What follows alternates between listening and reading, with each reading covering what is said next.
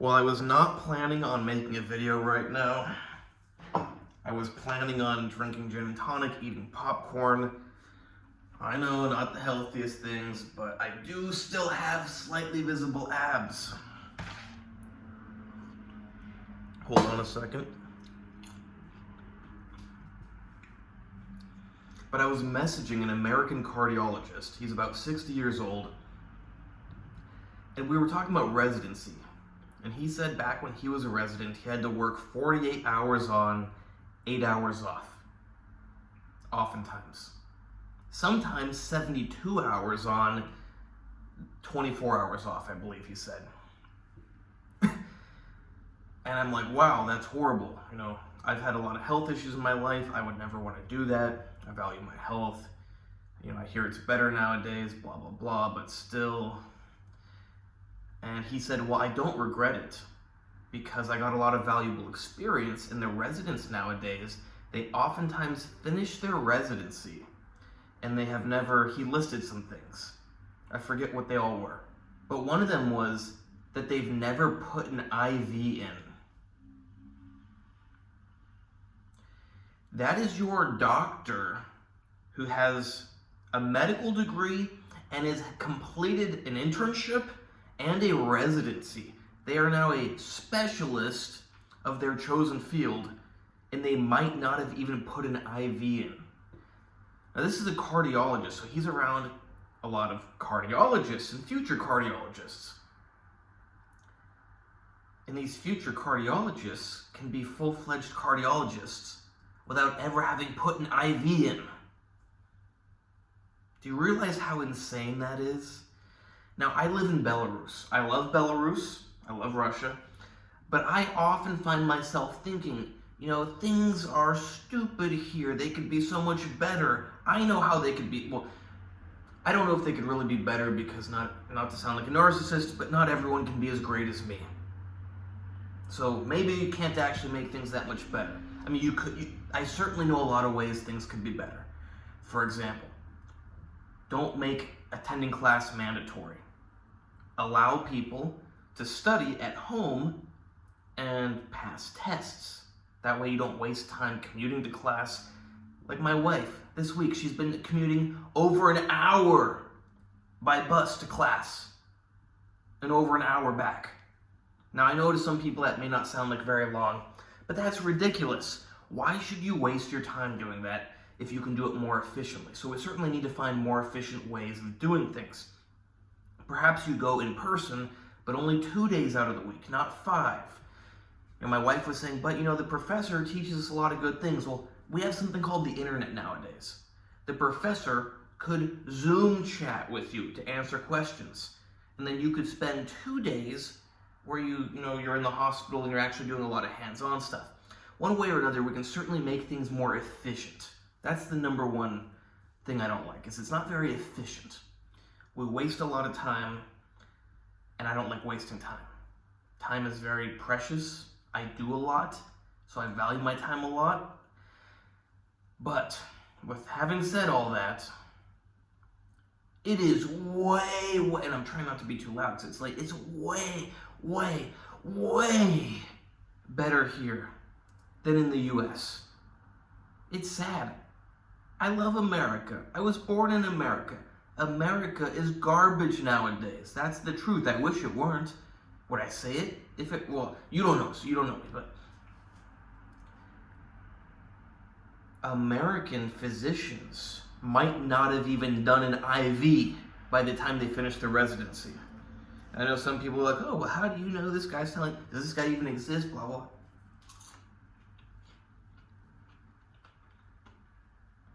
This guy is a liberal, pro-American doctor who doesn't like Belarus and Russia. He thinks that the Western way of things is the best. And he's saying that the current physicians can't even put in IVs a lot of the time by the time they finish their residency.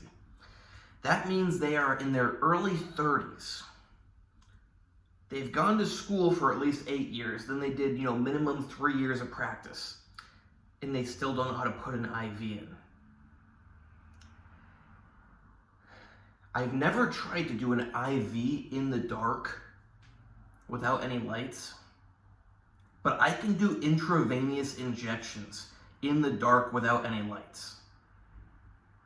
And there's people that are fully certified medical doctors who can't put an IV in with the lights on with a tourniquet. I can do it in the dark without a tourniquet. You ask a random doctor to do an IV in the dark without a tourniquet. They probably can't do it. I can do that. I'm not trying to brag. I can do that. Your local US doctor with the lights on and a tourniquet to make all the veins bulge can't put an IV in a lot of the time. That's crazy. They should immediately not have a medical license.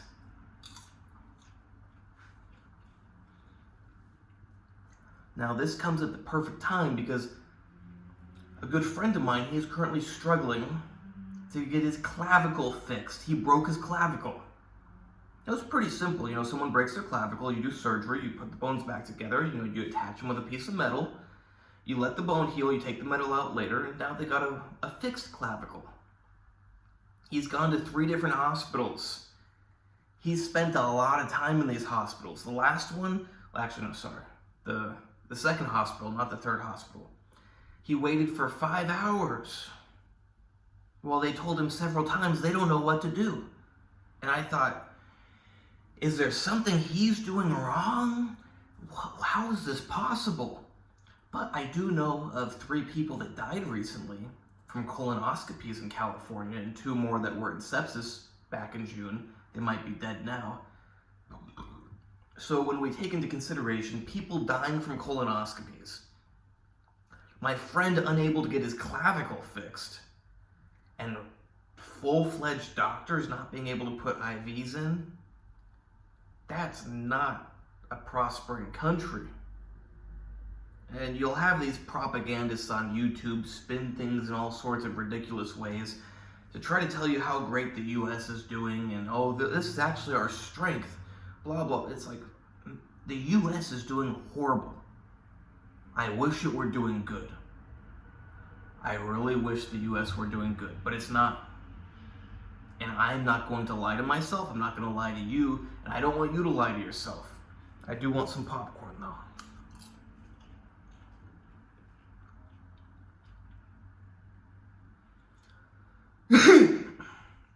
And I keep rubbing where my liver is, but I don't have any liver issues. My ALT was the 26 units, whatever they are. Last time I measured, my AST, 27, maybe 28, really good. My liver ultrasound, really good. No cirrhosis, no fibrosis. I don't know if it's my gallbladder. I got no gallbladder stones. I do know that my back messes up all of my sensation in this entire area, so it might just be my back. But I just want you to know, because I mentioned I'm drinking alcohol, and it looks like I'm massaging my liver. But my liver, by all measurable indices, is absolutely perfect. But I mean, man, that's horrible, that's sad, that's crazy. I'm very emotionally detached from the United States now. But the fact that my friend can't even get his clavicle fixed, now I'm sure if he keeps on going to hospital after hospital, eventually he'll get it fixed. But if he were here, he'd go to the first hospital, wait a couple hours and get surgery and get his clavicle fixed. In the US, they're telling him, we don't know what to do. It's like, hey, geniuses, it's broken, fix it.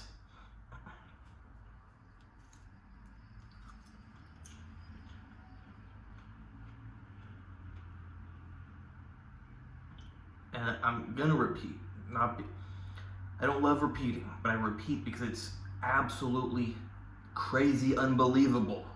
I wouldn't believe it if I didn't hear it from someone that knows the people that are dead. In June, someone I know very, very well, 5 of their neighbors, now this is extremely odd, and it would be funny if they were still alive, but they live in a apartment community. They make these things in the U.S. now. You got like a community pool, a community hangout room, and all the old people collectively decided to get colonoscopies. It would be hilarious. It's funny just saying, this part of it is funny. But they went in for their colonoscopies and they didn't return. 2 of them might have returned by now. I hope so. I should ask this person and write it. And I'll ask this person and I'll write it in the comments. I'll pin the comment. Because 3 of them died very quickly from colonoscopies. And 2 of them were in life-threatening sepsis. I don't need to say life-threatening, but if you're not a medical person, I include that so you know that it's pretty serious. Sepsis is an entire body, blood-infected bacterial infection. Bacteria are in your blood going throughout your entire body. It's not good. It's very bad. Sadly, I know someone who died of sepsis just recently. Sadly, their doctors didn't listen to me. And you don't know, maybe if they had listened to me, it wouldn't have worked. But I do know that, if they had listened to me, there'd be like a 90% chance that they would be alive right now, sadly. Not trying to sound like a narcissist, but I actually know my stuff. We live in an age where everybody is pathetic. At best, they're mediocre. I'm not mediocre. I'm not pathetic. I've actually studied medicine, arguably since I was, 11 years old, but full-fledged since I was 13. I'm not making up that number. I know it's hard to believe because everybody's pathetic and mediocre nowadays. Nobody has an interest in anything. No one uses their brain. But some people actually do. And I'm one of those people. I love medicine. I'm lucky that computers exist, that I got a computer when I was 13. I used my mother's computer from like age of 10. That's when I started learning. And I got my own computer when I was 13. I'm very, very lucky because I can't imagine life today if I hadn't gotten that computer. Because it was amazing. I could access information. And I wasn't stupid. I learned how to access good information. Real medical studies. Reading patient reports.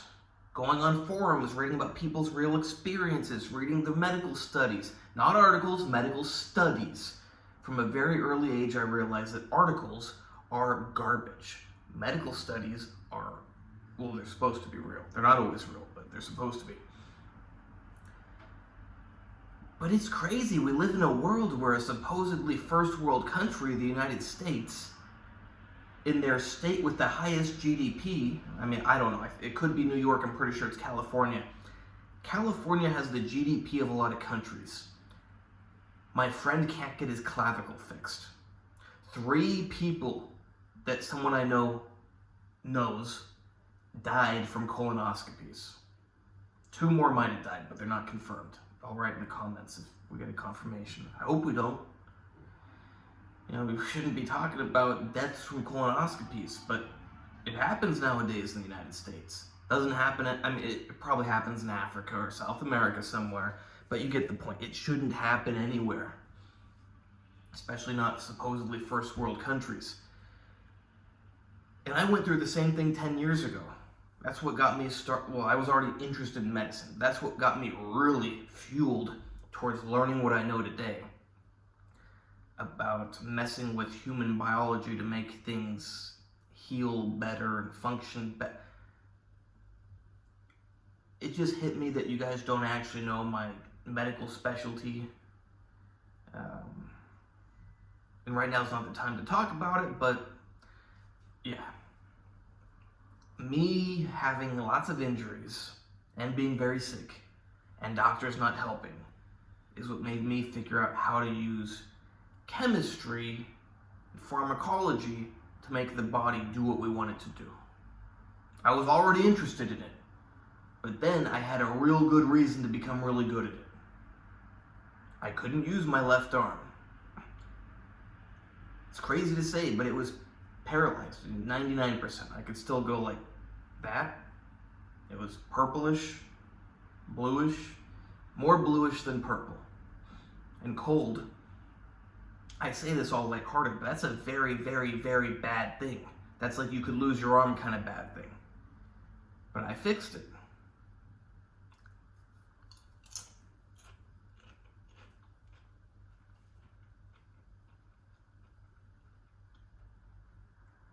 No thanks to any doctors. And that's what really got me started on my path that I'm still on today. But most people who are doctors, it's like if we gave you an art degree and all of a sudden you're an artist. You're not an artist. You know you're not an artist. But these people, they pretend to be doctors. We talk about this imposter syndrome nowadays. It's like, yeah, you got imposter syndrome because you're an imposter. You don't know what you're doing. If we take everyone else out of the hospital and only you're there, you don't know what to do.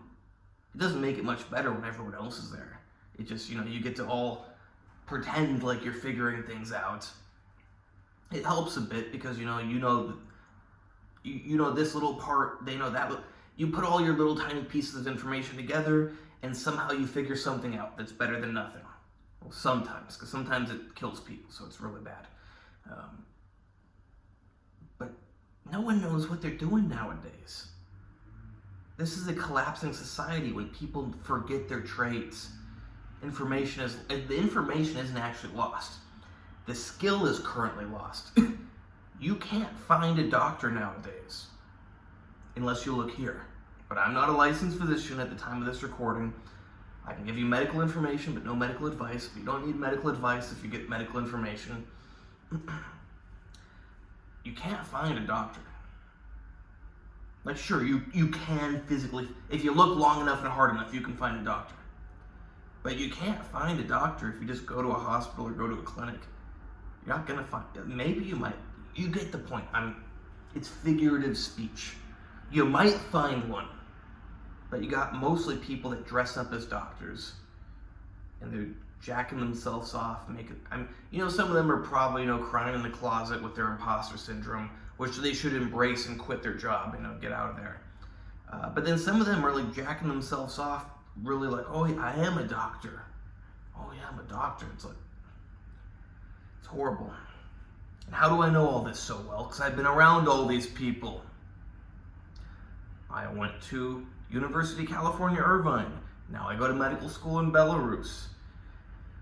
Now luckily, at least here, I don't know if I even said this, I think I got sidetracked. While in the US, you may have not put an IV in by the time you're a full-blown doctor. Here you've probably put an IV in when you're halfway through medical school. Because you work as a nurse for 1 month each summer for your first 3 years. Then you work as a doctor in training for your next 3 years. So yeah, you're putting in IVs when you're in your 3rd year of medical school. It's not rocket science. But you got full-flown doctors in the US that can't put them in.